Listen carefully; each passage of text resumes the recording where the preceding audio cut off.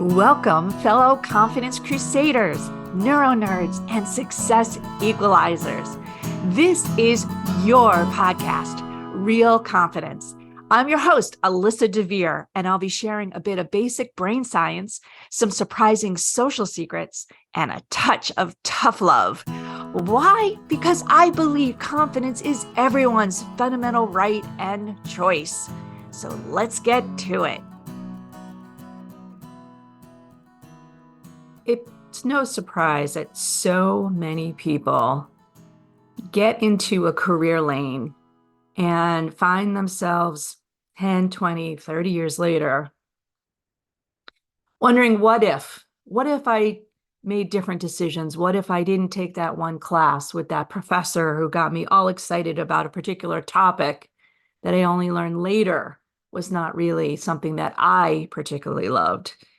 What if I had taken that other job offer? What if, I think that probably, I would say at least half of the coaching clients that come through the Institute and all the coaches that I speak to will say that so many people find themselves in this career questioning mode that for whatever reason, they got into a lane. Like I said, maybe there was a class at college or somebody that really inspired them. Maybe it was something that their family was known for. They were all lawyers or doctors. Or maybe they were really good in math and they got into an engineering track or something of that. And subsequently, they find out, oh, I don't really like this. I may be good at it, but I don't really like it. And so you'll never really know, right? I mean, we make these decisions, we go down the path, and in some aspects, we can't really go back. We can't unwind it. But you know what? Maybe we can change the direction, change the trajectory. And more often than not, when you even propose that to somebody who's been in their career for a while, they're like, well, I make a good living. I make a lot of money. I've spent all this time building connections. I have, a reputation to uphold. There's all kinds of excuses that come out that say, I can't change. I really shouldn't change. I'm afraid to change. And they're legitimate. I'm not going to say that those are not important. They're very important. But again, life is all too short. And the question I would pose back is it worth not being happy 8, 10, 12 hours a day? Are you embarrassed when you introduce yourself and what you do? Or maybe you're not embarrassed, but you certainly aren't giddy with what you do. And that's a bummer, right? Your identity is very much tied to your career. I don't care what anyone says. Yes, we are what we eat, but we are what we work. So if you're thinking about changing, if you're wondering, could you, should you, is it too late? I'm going to tell you the answer is no.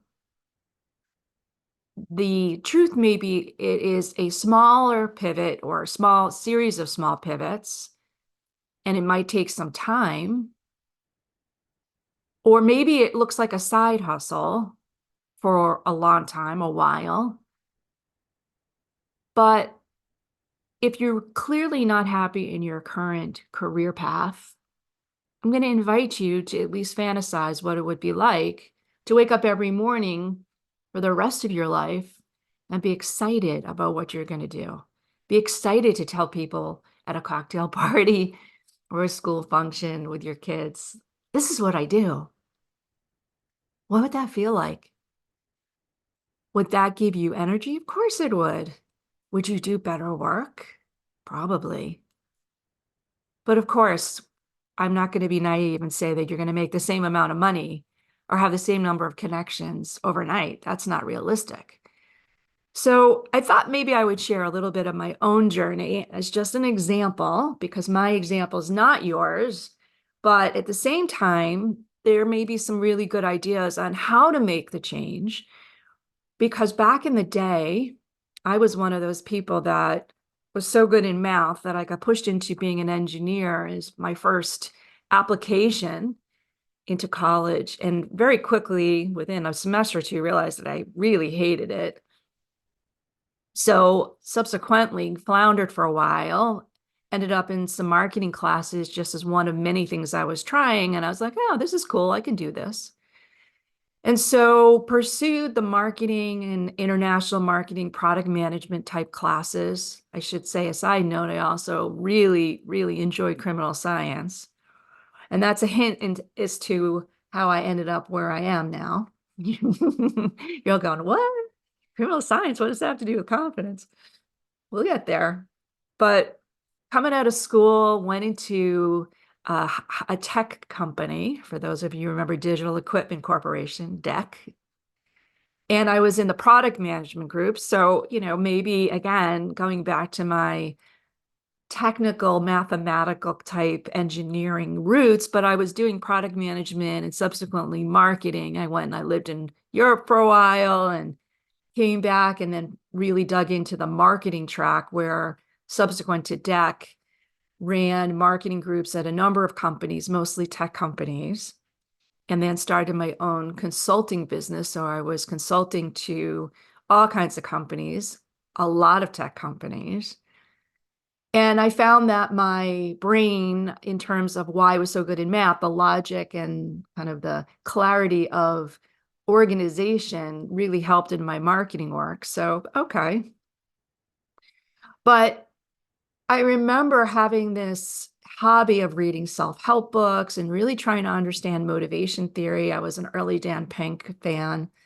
And that was kind of like my hobby, I guess. I'd read books on it and just kind of do my own thing on the side.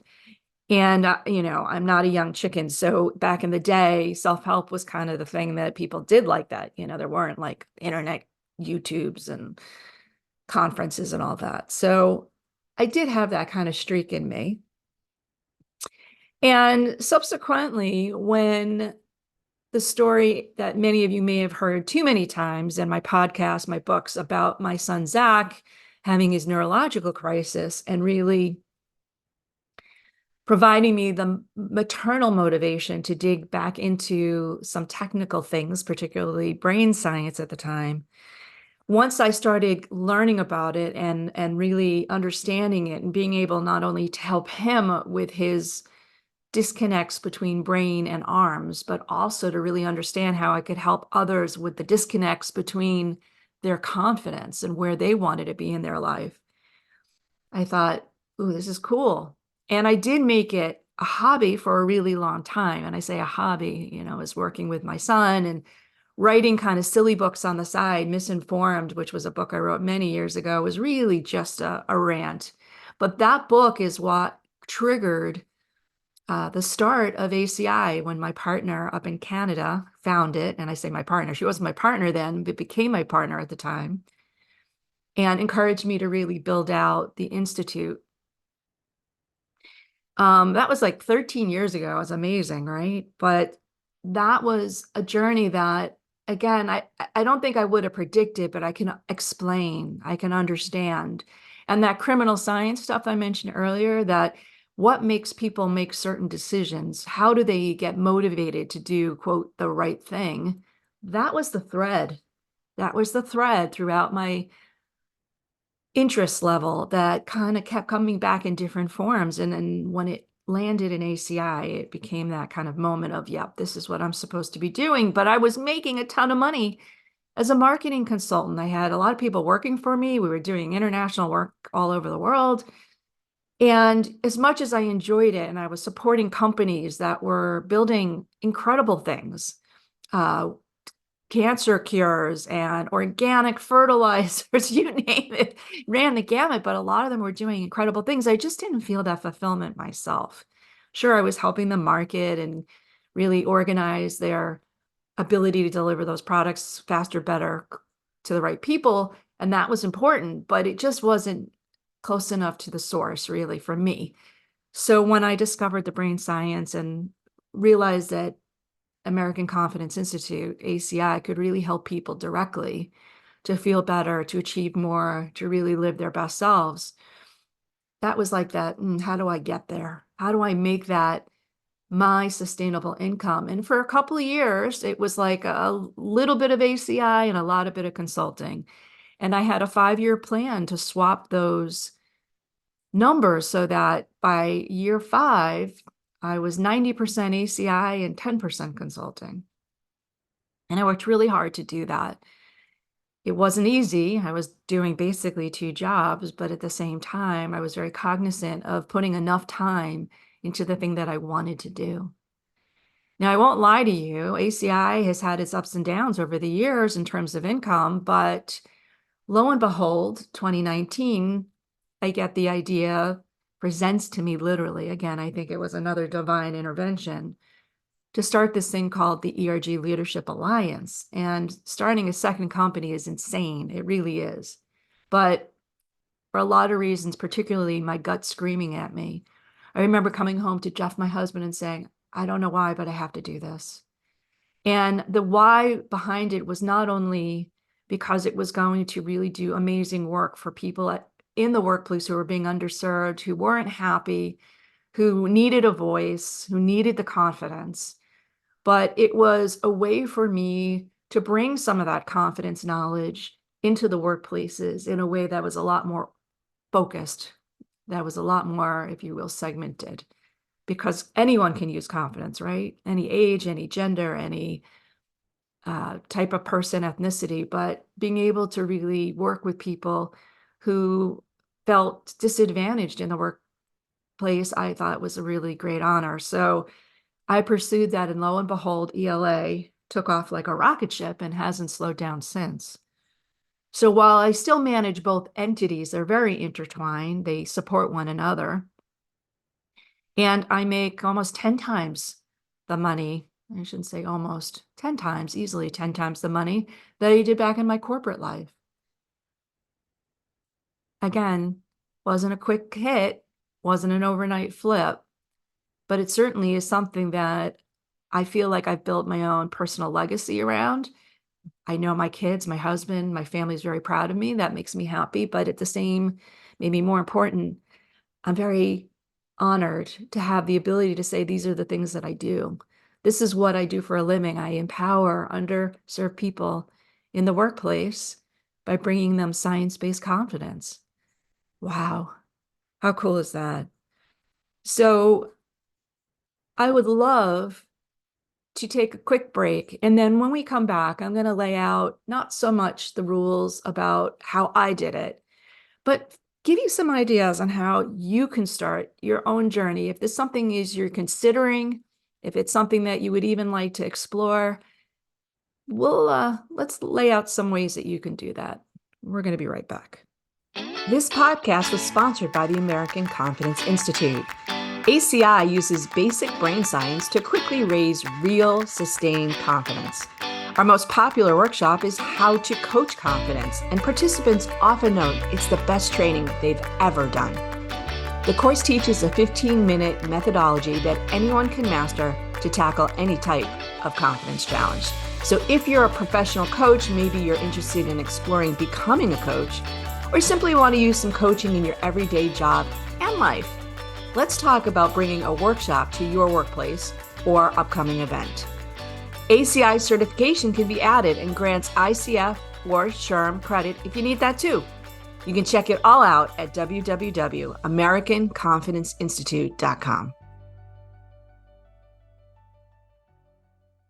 All right, well, this is not going to be for the people who are so stuck on earning the salary that they have right now forever. It's not for the people who aren't willing to put in the hard work. And this is not for the people who look at their job and just say it's a means to an end, it's a paycheck. Because what I'm going to tell you really is for those folks who are listening. If you really know that you're not in the right career lane, that your passion is somewhere else, that you just feel that what you're doing is not a good use of time, then I want to offer you some ideas to explore and figure out what is. What is the best use of your time? Where are you going to feel the most proud? Where are you going to feel the most self-respect? So first and foremost, if you already know what that thing is, maybe you're a craftsperson, you love to make jewelry or art of some sort, Or perhaps that you've always wanted to go work in a particular industry. You want to go back and get your law degree, whatever it might be. If you already know that, great. Let's start there for you. But if you don't know that, maybe take two approaches here. One, think about your current job and some of the things that you like to do in the current job, right? You like to maybe manage people, work with people. You like to do spreadsheets and calculations, pivot tables, whatever it might be. Figure out some of the things, the tasks, the activities that you like. And then at the same time, figure out the things you don't like. So easy, right? But that will be so telling. That will be really telling. And the second thing is to be more cognizant as you're going through your days. I working at home with things that you really enjoy doing. You know, maybe you really enjoy organizing things. That could be part of your job description. Maybe you don't enjoy that. Maybe you enjoy creating new things, inventing things. You know, I joke with my husband sometimes. He's a recipe guy, and I'm the opposite. Don't give me a recipe. I stink with them. I can't follow them. I don't want to follow them. I'm one of those folks who looks in the refrigerator and creates something, which means I'll never create it again. But at the same time, that gives me pleasure. That's how I prefer to cook. So notice some of those things and put them in the same columns. I really like doing these things. I really don't like doing these things. So simple, but take a couple days. Do that week 1. Now, week 2 is see what it looks like and see if there are some patterns that are there. Is it because you don't have enough creativity in your current job? Is it because your current job is not structured enough?